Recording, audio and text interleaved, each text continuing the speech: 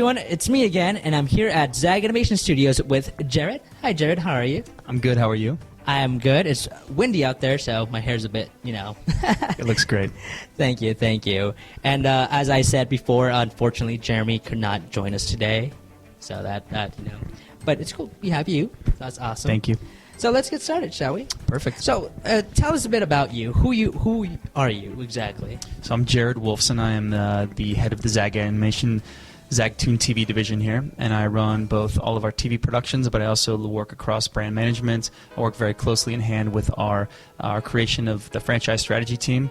So every show that we do here at Zagtoon is very important to build as a franchise for kids and families in all the ways that kids consume content. So it's not just about the shows, but it's about building a brand around them and doing it globally. So we're not just talking about the US or Japan or France. It's about every country across Europe, the countries in South America, North America, across into Asia. They're all important markets to us, and so we want to deliver stuff that really inspires kids and families to watch TV in a way that they've kind of maybe felt bored with in the past. We want to give them new superheroes. We want to give them new people to root for, and we're excited about the quality of our content, always.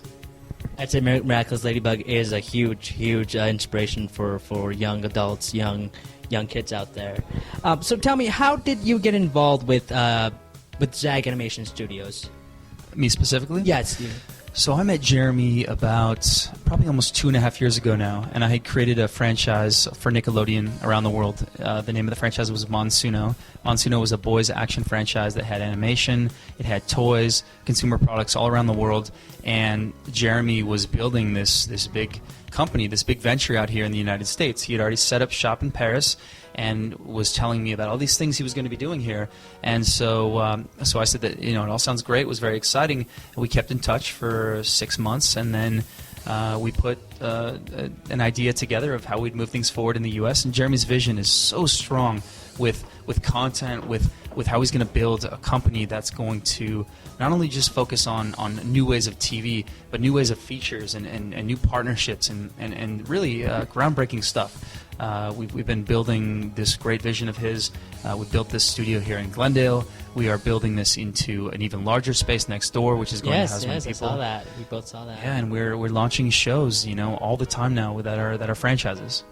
That includes Miraculous Ladybug, right? That includes Miraculous Ladybug, which right now is on fire. It's launching around the world. Oh, it's been on fire since it was barely announced. Since it was recently announced on when the show was originally in 2D animation, right? It was That's correct. Right, and when the PV came out in public, and everyone was really excited for it. Yeah.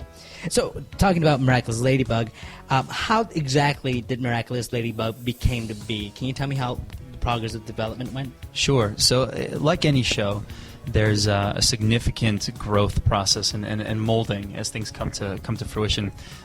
Tomas, which is creator of Miraculous Ladybug. Correct. Creator of this concept of a girl superhero. And I think that when Jeremy met Tomas and saw this idea, he thought, I can build this into something that can take over the world and can deliver what we believe is an audience of girls who's waiting for someone like a Spider-Man to come along, and they can be Ladybug, and they can be better, and they can be stronger, and they can make an effect in the world. And so Jeremy's vision of this higher quality of things is driven from that 2D animation-inspired version into the beautiful 3D CGI that you're going to see on screen, no matter where you see it in the world. And so it's morphed and evolved into great villain characters, and we've had amazing talent work on the show around the world. But from a concept of a female superhero to then seeing her face off against villains that are not just scary villains that have dark purposes, but they actually all have their great personalities and characters of their own. It makes a compelling story.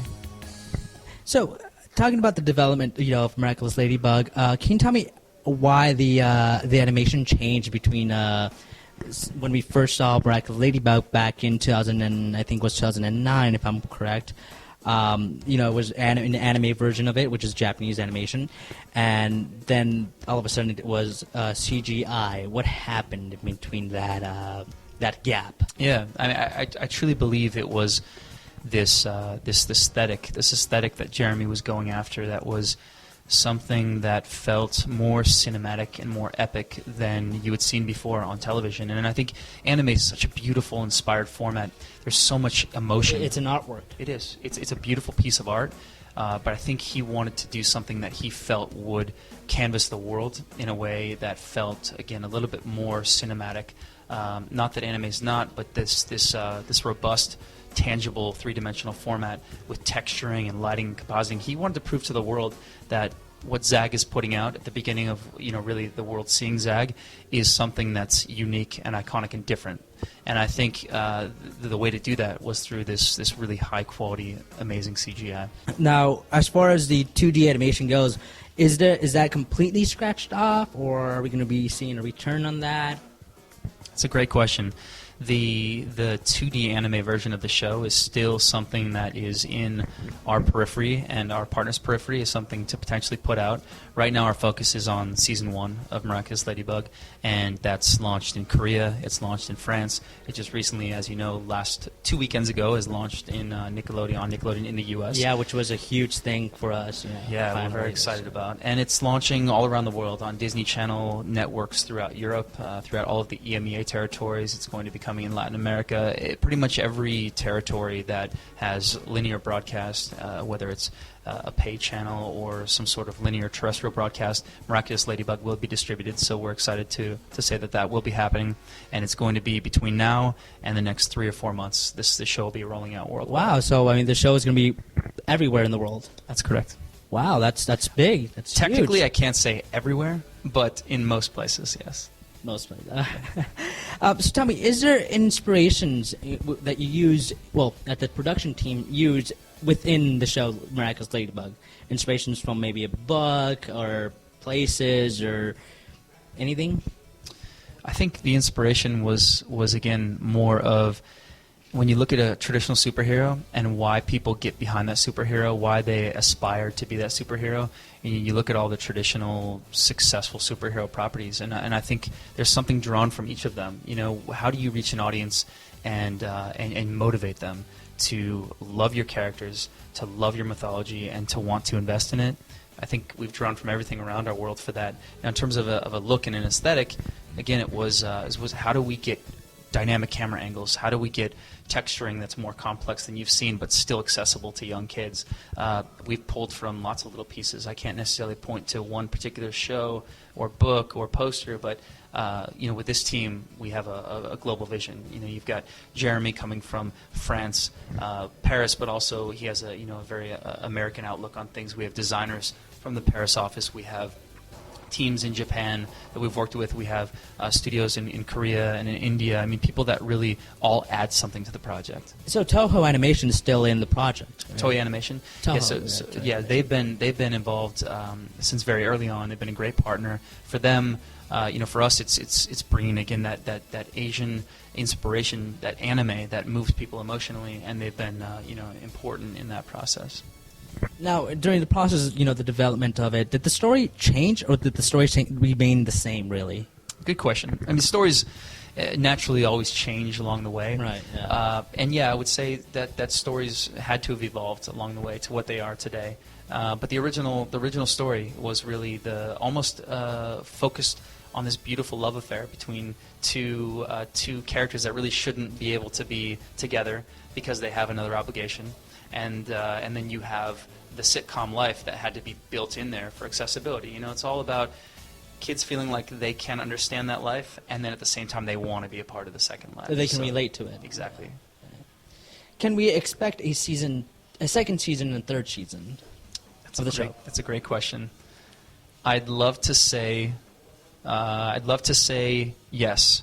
And I think, look, it's in everybody's intent all around the world. Every broadcast partner, every licensing partner, us clearly, our co-production partners, that there is a second season and a third season, and we are definitely driving in that direction. So with the success in France, with the success in Korea, with the success that we're already seeing early on in the U.S., I would be shocked if I couldn't say that very soon.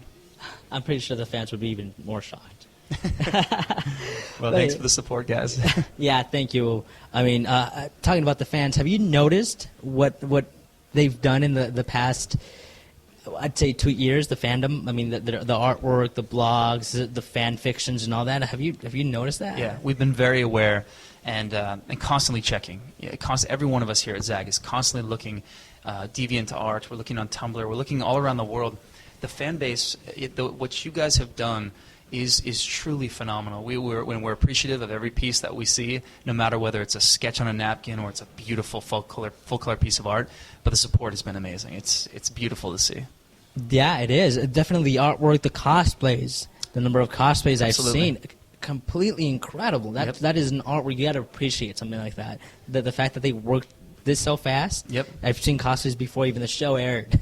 Yep. So that's something that you had to appreciate. It's pretty unique. We feel special. I mean, we truly feel blessed and honored that people are taking this much time to contribute their version of our beautiful Ladybug. Yeah, it's amazing. It's amazing. And I believe you are one of them. You're a contributor also to our fan art. Thank you. Yes, I did. Thank you. Okay. So, did you get to meet the cast, either the English or French version of the cast? Did you get to meet them in person, or? Yeah, I've met the whole English voice acting cast, and they're phenomenal. I've worked with many of them before, and they're all the best of the best. You've worked with Christina V before, then? Just on this show. This is the first time I've met Christina. And She comes in. I'll give you a quick story. She comes in. Story away, yeah. She comes into the recording studio, and her energy. She is Ladybug. I mean, she really truly walks in, has this beautiful personality about her. She's so sweet. She's so kind. She gets in there and goes from sweet Marinette to Ladybug. She is Ladybug in that room. It's so fun to watch. She transforms into Ladybug. She does. As soon as she walks into the ADR. She absolutely does. And she's great. What can you say about Bryce? Bryce is just same again, energy. Every single actor and actress in that room, when they come in to record, their energy is here. And they nail it every time. But Bryce is a great guy. He's a very happy, personable, energetic person who loves what he does. He's very passionate about work, and he's passionate about being Adrian and Cat Noir, and he's great. He's also another great one. So, one thing that a lot of fans are interested in, and I myself as a fan, I'm really interested in, is other than the show, and other than other than the show and the occasional poster here and there, what other media formats is Miraculous Ladybug going to be in? That includes books, comic books, Japanese manga, and is there anything that you can elaborate on that? So I can tell you that there will be robust licensing being released around the world, and I can also tell you that we have publicly announced a couple things through the trade. Bandai is our master toy partner for Ladybug. They're for Miraculous, rather, and they're going to be releasing a toy program coming out this summer, I believe as early as this coming summer. And this is for the U.S.? For the U.S. market, for the entire world market. So it's a global, Bandai's doing a global release of toys. So what you're saying is that there's going to be Miraculous Ladybug action figures and stuff like that? You will see Miraculous Ladybug toys all around the world. You guys heard it. Go out there, save your money. Buy every Miraculous Ladybug toy you can find in the store. That's right. And Christmas 2016.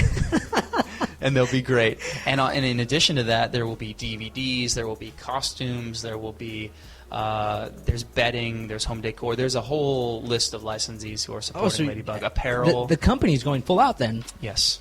Absolutely. What about candy? Because I mean, what I see a lot of shows do is that they have like a lot of candy, or they have Band-Aids, like the Teenage Ninja Turtles and all that. Yep. Is there going to be that? Yep. So those categories tend to be the second categories in. After they're a little bit quicker to get to market. So those categories are in the works, and I would be surprised if you won't say that in the marketplace. Awesome. It should be coming. Delicious. I would want a Miraculous Ladybug candy. Me too. What about video games? Any video games of Miraculous Ladybugs in the works, or that you can talk about? Or yeah, unfortunately, I can't talk about video games at this point in time. However, there is a mini game that's available online right now through the TF1 site in France, and there's also going to be a mini game. We will have it on our own miraculousladybug.com website out here.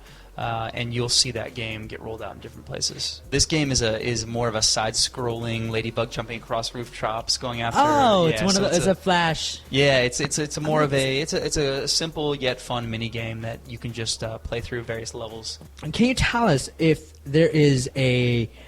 I mean, you already told us, the seasons of the show, and you told us, how the show got developed. But can you tell us if there is a Miraculous Ladybug movie in the works?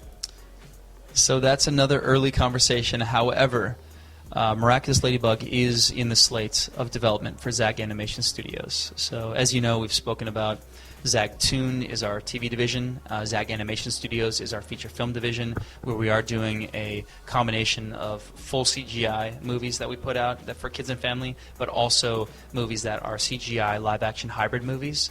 And Miraculous Which you Ladybug, recently did a deal for that, if Correct. I right? We announced that was deal. for That's what correct. what movie was that for? Well, we have a movie that's coming out called 1224. You probably saw it most recently, and that's going to be a live-action CGI hybrid. But the partnership is very exciting in this case. We have Jeremy Zag co-directing and a huge creative driver for everything that comes out of Zag Animation Studios, of course. But Chris Columbus, who is a director who's directed Harry Potter, Night at the Right, Museum, yes. Yeah, I knew I'd recognize that Gremlins, director. Goonies. I mean, he's been a part of yes. huge family and kids hits, but never necessarily on the animation side. So he and his producing partner, Michael Barnathan, are very heavily involved in Zag Animation Studios and will be a part of each and one of these, and they are very excited about Miraculous Ladybug. Wow, they should be, because Miraculous Ladybug is very huge. It's going. I don't see Miraculous Ladybug dying at any point Well, soon, or at any point at all. That's the goal. I mean, you guys are keeping it going, and if it's not one thing, it's another, and if it's not that, it's another, and so it just adds to that. It adds to that. The snowball effect. Yeah, snowball effect of excitement and exciting new things, and that's why I think that's one of the reasons why a lot of people love Miraculous Ladybug, is because it doesn't die down. It isn't a show where they just put everything out at once and they don't talk about it, or they that's it. It's something that it's still ongoing, and there might not be some surprises. There might be, so that people, you got them hooked, and that's what I love about the show. Well, we like to think of it as telling stories that people love to see Ladybug take on new villains and new adventures and new stories. Even though it's still the same show, it's a new adventure every time you see it. So tune in every time, right? Because you're going to miss out if you don't. Every Sunday. So what what other projects is a Zag Toon or Zag Animation Studio working on right now? Sure. Can you- Zag Toon on the TV side specifically, we have a show out that's called Popples. That's on Netflix. That's a co-production with Saban, who's a great partner on that show. We have another show that's going to be also that's in France right now. It's going to be airing worldwide on another platform soon called Sammy and Co., which is a TV series spin-off of Sammy, which is a Turtle Tale 1 and 2, and that was on Netflix. We have a show that's in production called Zack Storm, which is a very high-quality CGI boys action adventure show, and that's another great show that I think we're going to get a lot of fans It's behind. like a mirrored version of Miraculous Ladybug, only boy version? Because I mean, that's what I feel it's going to be like. It's actually very different. It is basically the story of a boy who's a surfer who gets sucked into the Bermuda Triangle while surfing one day, and down in the Bermuda Triangle there are these 7 distinct seas: a sea of fire, a sea of ice, a sea of water, a sea of stars, and down there he has this amazing skull that's a sword that can transform into 7 different types that he'll use to battle off the big villains down in the 7 seas. Wow. So it's a very cool show. Again, high quality pirate action adventure show for kids that's accessible but just mind-blowingly fun and adventurous. Can you elaborate on 2 other shows, Ghost Force and Pixie Girl? Let's talk about Pixie Girl first. Can you elaborate more on that? I mean, I'm pretty sure the fans have seen the development posters and the images released by Jeremy on his Instagram. But can you elaborate more about that? Sure. From a vision perspective, Jeremy sees Pixie Girl as the next superhero property that Zag Heroes and Zag is going to put out. And really quickly, Zag Heroes is going to be Zag and Zag Toon and Zag Animation Studios' version of a big hero universe. Our goal is to put together these great aspirational characters that kids will follow and will come out of our machine here at Zag. So that's what Zag Heroes stands for. And when you talk about Pixie Girl, it will be as gripping and as exciting as Ladybug, but in a very different form. So we'll have another hero. In this case, it's Pixie Girl, who has the power of a fairy, but a very empowered, very strong, very exciting and dynamic fairy in a fully different setting with new villains, a new backstory, a new mythology, and another beautiful aesthetic with texturing, lighting, rendering, camera angles that are going to be different. So it's another one to look out for. I would say that that it's going to be several years before you'll see Pixie Girl in the marketplace, but it's something that's in our slate for sure. What about Ghost Force? I honestly don't know anything about Ghost Force as far as Pixel Girl. I saw the pictures. Ghost Force was actually something I don't think I ever saw a production picture about that. Sure. Can you elaborate on that? Yeah, Ghost Force is another hero property. Ghost Force is it's a whole new way of seeing a superhero come into the marketplace, and there are some really cool new iconic ways of showing what these powers are in this world. In terms of going into details of the creative, I can't do that at this time, but Ghost Force you will likely see in the marketplace in about early 2018, maybe late 2017, but it's in pre-production right now, and it's an awesome, fun world with the right amount of comedy, the right amount of action and adventure, just pulling those two together. So it's going to be a great show as well. So I also heard that Noam was heavily involved in the music of the show. Can you elaborate on that? Yeah, Noam is so great to work with. He's been involved in the music, and actually, surprisingly, Jeremy is also a musical genius. So Jeremy is involved in the composition of all the music that you're seeing across every Zag property. But between Jeremy and Noam, it's a beautiful thing to watch those two come together. And so yes, so Noam does have a hand in the music within Ladybug. For those of you who don't know Noam, he's commonly known for doing the Power Rangers theme song, but prior to that, he also is well known for doing the theme song to a show, very popular show called Code Lyoko. So now we're moving on to the fan questions, the questions we asked to submit, and we have a whole list. So let's get started. The fan questions begin. Will there be any origin stories? You can expect some origin stories coming, and those origin stories will be great in terms of feeling like you finally get all that backstory you want about how Ladybug and Cat Noir came to be. So you will see those in the coming episodes. Will Volpina finally appear in the season in the series? Volpina will appear in the series. That's all about you can say. That's about all I can tell you. I don't want to create any spoiler alerts. I want you guys to be excited when it happens and enjoy everything up until that point. Will the show air in other countries other than the ones that it has already been aired? Yes, the show will be rolling out around the world on various platforms. Mexico, Japan. Yes. Will the show be available on Netflix? Right now, the show is not slated to be on Netflix. It is on various best-in-class partners around the world, whether that's a linear broadcast or a pay cable subscriber or it's terrestrial. But right now, it's not in the works with Netflix. Will there be a Miraculous Ladybug art book that has all the info of the show, like an encyclopedia/art book? That is possible. Possibility. Yeah, I do not know at this time. I haven't seen anything that's come across through our licensing team yet, but it's very highly possible that that's in the works. Are the episodes linear? In other words, do the episodes have a particular order?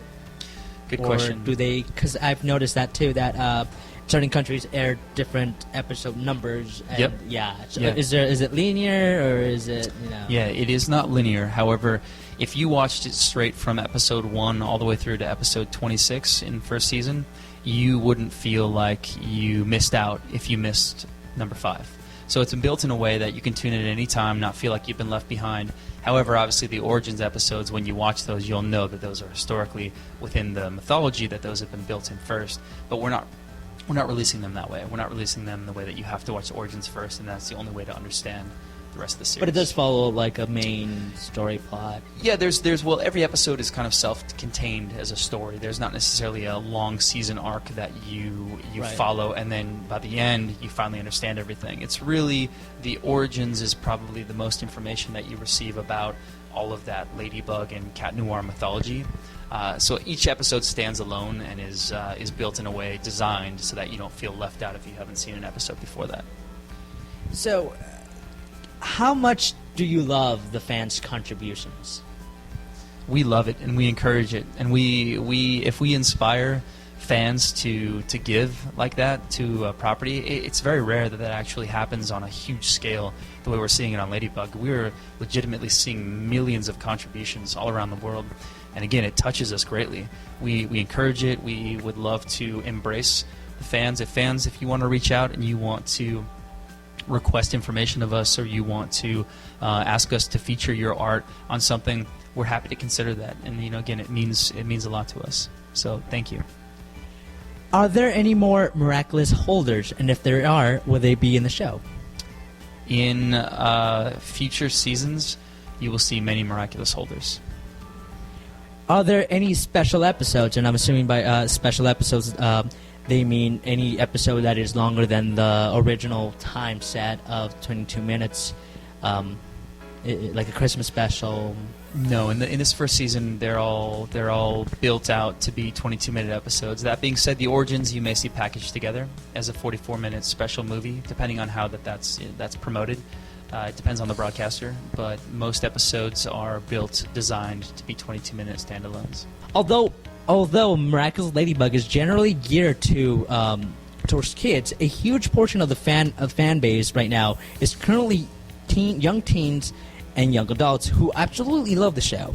What are your thoughts on this? Yeah, it's great. It's phenomenal. We're hoping that we can reach a wide spread of both the girls and boys. And when we see these early ratings come back, we're seeing that not only is the kind of the main girl 6 to 11 target demographic being served properly, but we're seeing huge, tremendous uptick in 9 to 14, 12 to 17, 18 to 34s. We're seeing, even above that, we're seeing a growth from our lead-in episodes of another show. Because I think, again, that this delivers excitement and aspiration to girls, to boys, and to parents who enjoy seeing good animation on screen. That's all the time we got. Thank you so much, Jared. Thank you. Yes, it was a pleasure. Yes, it was. It is an honor to be here at Zag Animation Studios. Again, I decided to bring my assistant because she is a huge fan of the show Miraculous Ladybug. And again, I'll say this again. It is a huge honor to be here, sitting with you, interviewing you, being here overall. It is a huge honor. Well, thank you. We appreciate that you came in and took the time to do this, and we hope that everything that you guys get to see of Ladybug is it keeps you inspired, and we'll keep delivering it. So thank you. Well, thank you for tuning in to the Kitsune Network, which is the other Fox network. And remember to subscribe, like, and comment. So we appreciate it.